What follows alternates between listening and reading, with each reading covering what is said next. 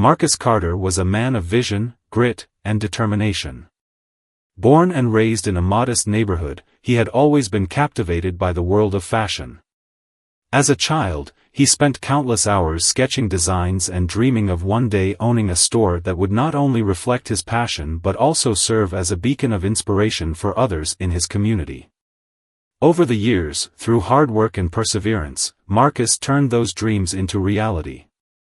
His boutique, Carter's Collective, was a chic, high-end store nestled in an upscale part of the city. The boutique wasn't just a store, it was an extension of Marcus himself, a space that celebrated diversity, creativity, and excellence. The journey to establishing Carter's Collective had been anything but easy. Marcus had faced countless hurdles, from securing funding to overcoming skepticism from people who doubted his ability to succeed in a predominantly white and affluent area. But Marcus had never been one to back down from a challenge. His store quickly gained a loyal customer base, attracting people from all walks of life who appreciated the unique designs and the welcoming atmosphere. However, as the business grew, so did the demands on Marcus's time. Running a boutique required not just creativity but also meticulous attention to the day-to-day operations. Recognizing the need for support, Marcus decided to hire a manager who could help oversee the store while he focused on expanding his brand. That's when Paul Henderson entered the picture. Paul came highly recommended, with years of experience in retail management and a polished demeanor that exuded professionalism. On paper, he seemed like the perfect fit for Carter's Collective. Marcus believed that Paul's expertise would help take the store to new heights. But what Marcus didn't realize was that beneath Paul's polished exterior lay a man who harbored deep-seated biases and resentment. At first, things seemed to be going well. Paul implemented a few operational changes that improved efficiency, and sales continued to climb. But over time, subtle cracks began to appear in the facade. Paul's interactions with Marcus were cordial on the surface, but there was an underlying tension that Marcus couldn't quite put his finger on. Paul often questioned Marcus's decisions in ways that felt more dismissive than constructive. He would make offhand comments that, while seemingly innocuous, carried an undertone of condescension. "Are you sure this design will appeal to our clientele?" Paul once asked, holding up one of Marcus's sketches with a skeptical look. "It's bold. Maybe too bold." Marcus brushed off such remarks, attributing them to differences in creative perspective. After all, he valued constructive criticism and believed in fostering an environment where ideas could be openly discussed. But as the weeks turned into months, Paul's behavior became increasingly troubling. He began making decisions without consulting Marcus, disregarding the protocols they had agreed upon. Employees started coming to Marcus with complaints about Paul's dismissive and, at times, abrasive management style. The turning point came on a busy Saturday afternoon, a day when the boutique was bustling with customers. Marcus had decided to stop by the store in casual attire, a hoodie and jeans, to observe the operations and interact with customers. He loved these unannounced visits. They allowed him to connect with people and see firsthand how his vision was being brought to life. But on this particular day, his experience would be anything but uplifting. As Marcus walked through the store, he noticed Paul speaking with a group of customers. Paul's demeanor shifted the moment he saw Marcus. His eyes narrowed, and a look of irritation crossed his face. Marcus approached him with a warm smile, intending to greet him and check in on how things were going. "Paul, how's everything today?" Marcus asked. Paul's response was curt. "Busy, as you can see. Can I help you with something?"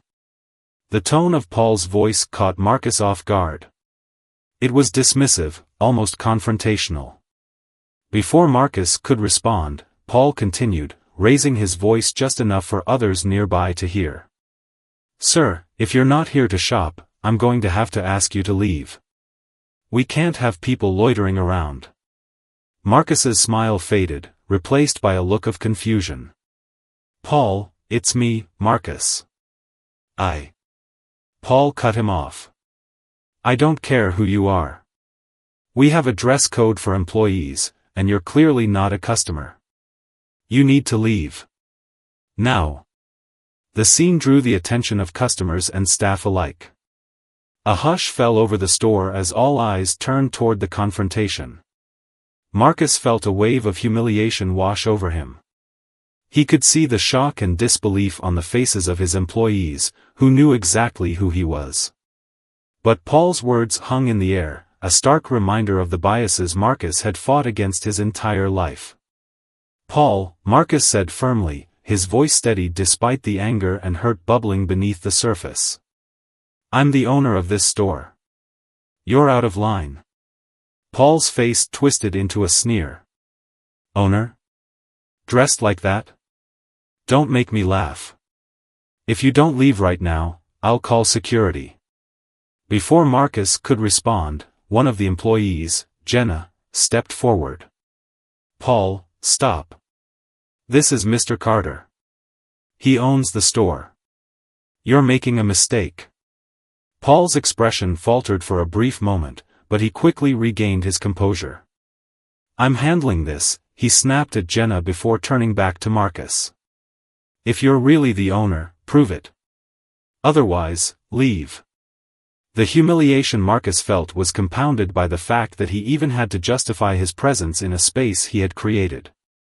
But rather than escalate the situation further, Marcus took a deep breath and said, I'll be in my office.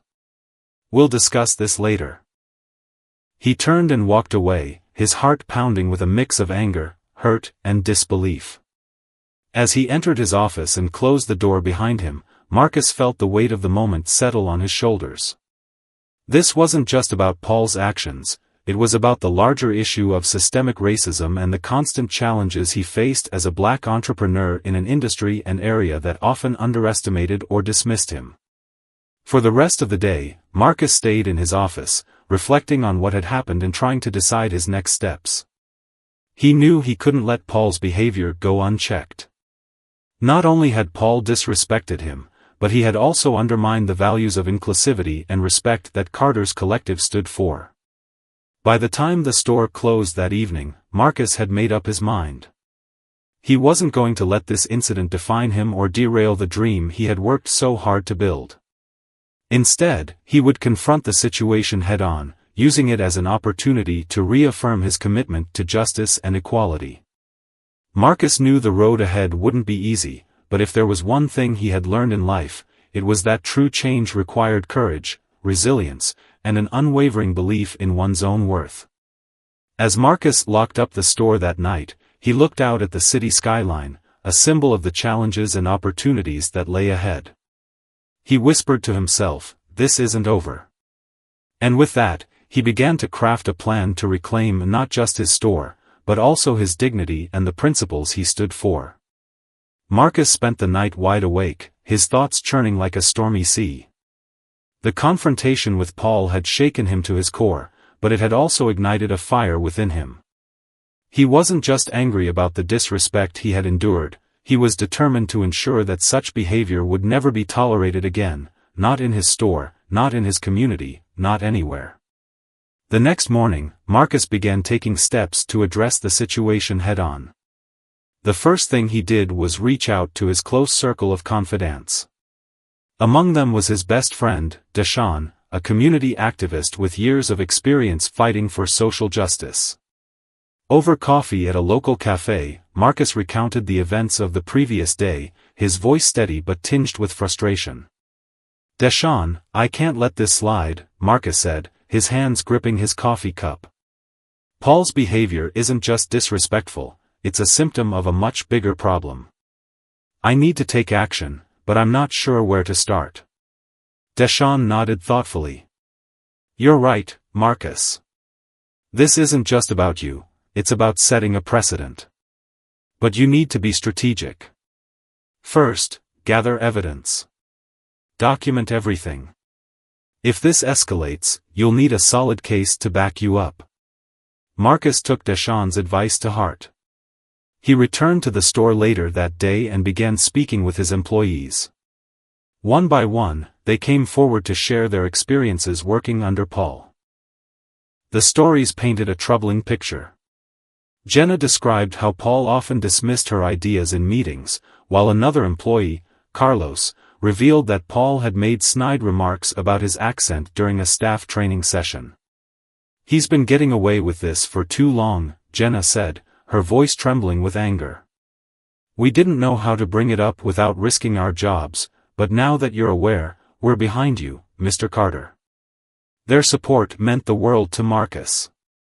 It wasn't just about his own dignity anymore, it was about standing up for his team and the values that Carter's collective represented. Determined to leave no stone unturned, Marcus reviewed security footage from the store's cameras, searching for instances of Paul's misconduct. What he found only strengthened his resolve. In one clip, Paul was seen berating an employee for a minor mistake, his tone harsh and demeaning. In another, he made a disparaging comment to a customer who had asked about a sale item. Each instance was a small piece of a larger puzzle, one that revealed Paul's true character.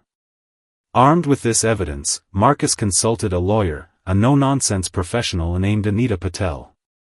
After reviewing the footage and employee testimonies, Anita laid out a plan of action. "You have a strong case for workplace discrimination and hostile management practices," Anita said. "We'll file a formal complaint and begin building a legal case.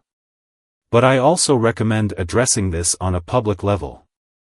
Transparency will be your ally here."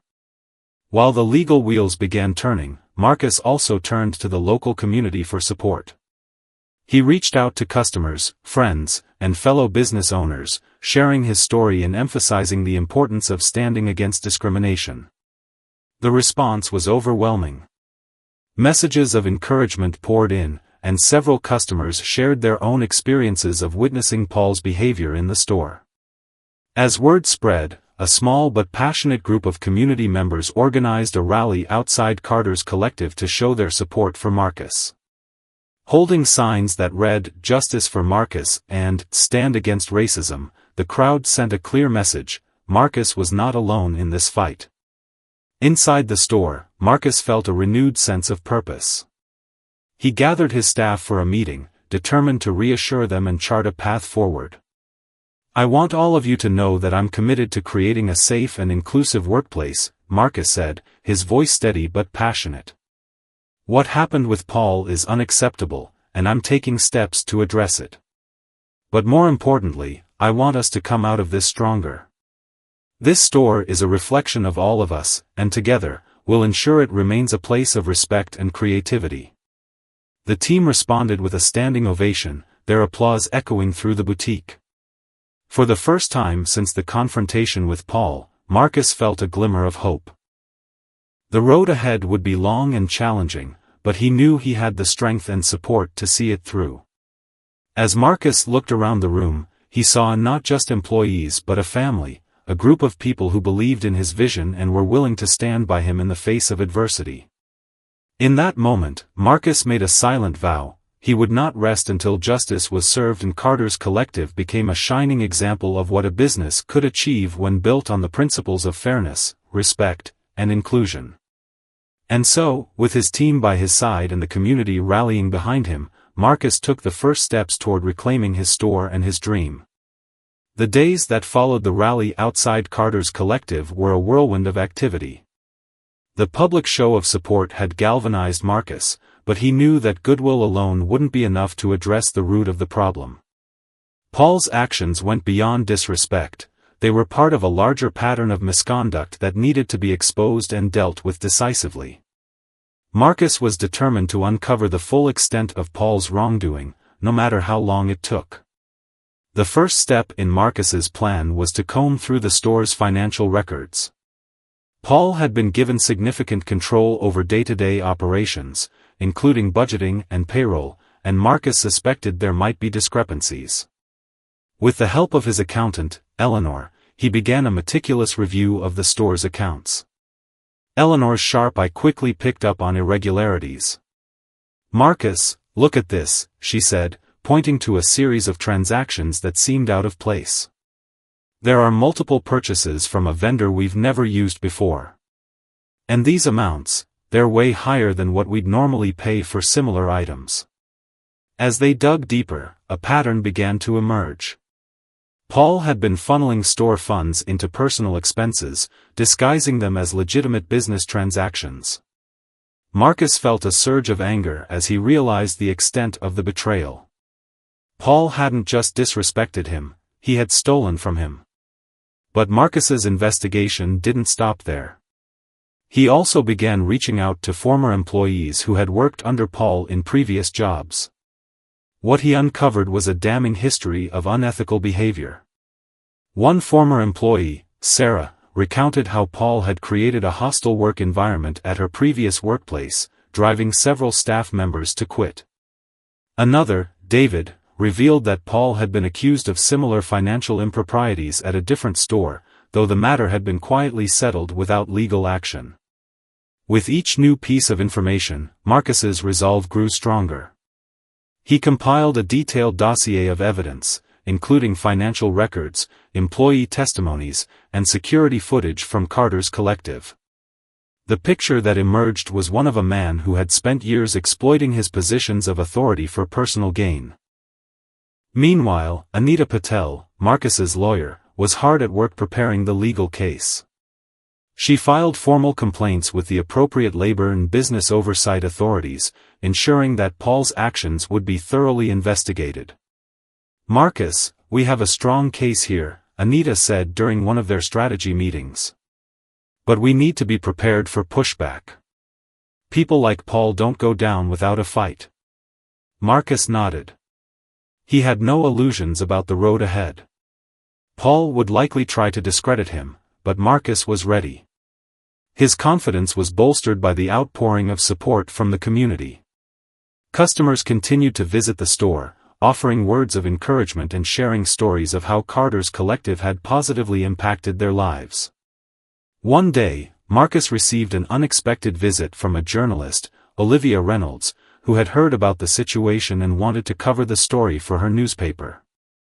Olivia's reputation for investigative reporting preceded her, and Marcus saw this as an opportunity to shed light on the broader issues at play. "Mr. Carter," Olivia began, setting up her recording equipment, "your story resonates with so many people because it's not just about one person's experience. It's about systemic challenges faced by Black entrepreneurs and the resilience required to overcome them. I'd like to help tell that story." Over the course of their interview, Marcus shared his journey, the obstacles he had faced, the values that guided him, and his vision for Carter's Collective. Olivia's article, published a week later, was a powerful piece that not only highlighted Marcus's courage but also called for greater accountability in the business world. The story went viral, drawing national attention to Marcus's fight for justice. As the momentum built, Paul began to feel the pressure. Rumors swirled that he was seeking legal counsel of his own, and his demeanor at work became increasingly erratic.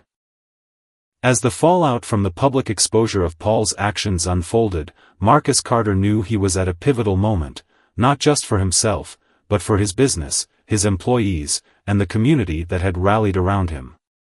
The evidence against Paul was damning: financial misappropriation, hostile workplace behavior, and blatant acts of discrimination. With Anita Patel's legal expertise and the community's unwavering support, Marcus was ready to reclaim Carter's Collective and transform the store into a shining example of resilience and justice. The legal proceedings began swiftly. Paul Henderson, now disgraced and removed from his position, faced charges of embezzlement and workplace discrimination.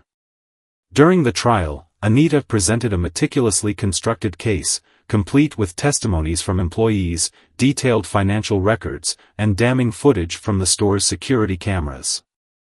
Paul attempted to deflect blame, portraying himself as a victim of circumstance, but his arguments crumbled under the weight of the evidence. The courtroom was packed with supporters of Marcus, many of whom had come to symbolize the broader fight against systemic racism and workplace injustice. Jenna, Carlos, and other employees testified, their voices steady and unwavering as they recounted the toxic environment Paul had created. Community leaders and customers also took the stand, emphasizing the importance of Carter's Collective as a safe and inclusive space and condemning Paul's actions. After weeks of deliberation, the verdict was delivered. Paul was found guilty of embezzlement and creating a hostile work environment. He was ordered to pay restitution to Marcus for the stolen funds and was barred from holding any management position in the future. The courtroom erupted in applause as the judge's gavel fell, marking the end of Paul's reign of manipulation and abuse. But for Marcus, the journey was far from over. While justice had been served, his focus shifted to healing and rebuilding, not just for himself, but for everyone who had been affected by Paul's actions. Marcus knew that Carter's Collective needed more than a simple return to business as usual. It needed to become a beacon of change, a place where diversity, respect, and creativity were celebrated. He began by holding a series of team meetings to address the impact of the recent events and to chart a new path forward. "We've been through a lot," Marcus said during the first meeting, his voice steady but filled with emotion. "But this isn't just the end of a difficult chapter, it's the beginning of something greater. Together, we're going to rebuild Carter's Collective into a place that truly reflects our values." The team responded with enthusiasm and a renewed sense of purpose. Marcus introduced new policies designed to foster a positive and inclusive workplace culture. These included comprehensive diversity and inclusion training, open-door communication policies, and regular feedback sessions to ensure that every employee felt heard and valued. He also implemented more robust financial oversight measures to prevent any future instances of fraud or mismanagement. To symbolize the store's rebirth, Marcus decided to renovate Carter's Collective. The boutique underwent a transformation, with updated decor that celebrated the store's roots and its diverse clientele. Local artists were invited to contribute to the redesign, resulting in vibrant murals and displays that told stories of resilience and community. One of the most striking additions was a wall of photographs featuring customers, employees, and community members who had supported Marcus during his fight for justice. The wall, titled "Faces of Collective Strength," became a centerpiece of the store, serving as a constant reminder of the power of unity and perseverance. The grand reopening of Carter's Collective was more than a business event, it was a celebration of triumph over adversity. Marcus invited everyone who had played a role in the journey, from employees and customers to community leaders and activists. The event featured live music, local food vendors, and speeches from those who had stood by Marcus during his fight. When it was his turn to speak, Marcus stood on a small stage in front of the crowd, his heart pounding with a mix of nerves and gratitude. Taking a deep breath, he began. "When I started Carter's Collective, my dream was to create more than just a store," Marcus said, his voice resonating with conviction. "I wanted this to be a space where people felt seen, valued, and celebrated. Over the past few months, we've faced challenges that tested us in ways I never imagined. But through it all, one thing became clear: we are stronger together." The crowd erupted into applause, their cheers filling the air with energy and hope. Marcus continued, his voice steady and filled with emotion. "This isn't just my victory, it's ours. It's a testament to what we can achieve when we stand up for what's right, when we refuse to be silenced, and when we come together as a community. Carter's Collective will always be a place where everyone is welcome, where everyone belongs." As Marcus stepped down from the stage, the crowd surged forward, offering hugs, handshakes, and words of encouragement. Among them were Jenna, Carlos, and other employees who had been instrumental in the store's transformation. Their smiles and gratitude were a powerful reminder of why Marcus had fought so hard. In the months that followed, Carter's Collective thrived like never before. The store's reputation as a symbol of resilience and justice drew customers from far and wide. Sales soared, and Marcus began expanding his brand, opening new locations in underserved neighborhoods and partnering with local artisans to showcase their work. But for Marcus, the greatest reward wasn't financial success, it was the knowledge that he had made a difference. Carter's Collective had become more than a boutique, it was a movement, a living testament to the power of standing up for one's values and fighting for what's right. Late one evening, as Marcus walked through the store after closing, he paused in front of the Faces of Collective Strength wall. His eyes scanned the photographs, landing on one of himself surrounded by his employees and community members. A sense of pride and gratitude washed over him. "We did it," Marcus whispered to himself, a smile spreading across his face. "We really did it." And with that, Marcus turned off the lights, locking up the store that had become so much more than he had ever dreamed. Carter's Collective was no longer just a store, it was a legacy, a testament to the strength of the human spirit, and a beacon of hope for generations to come.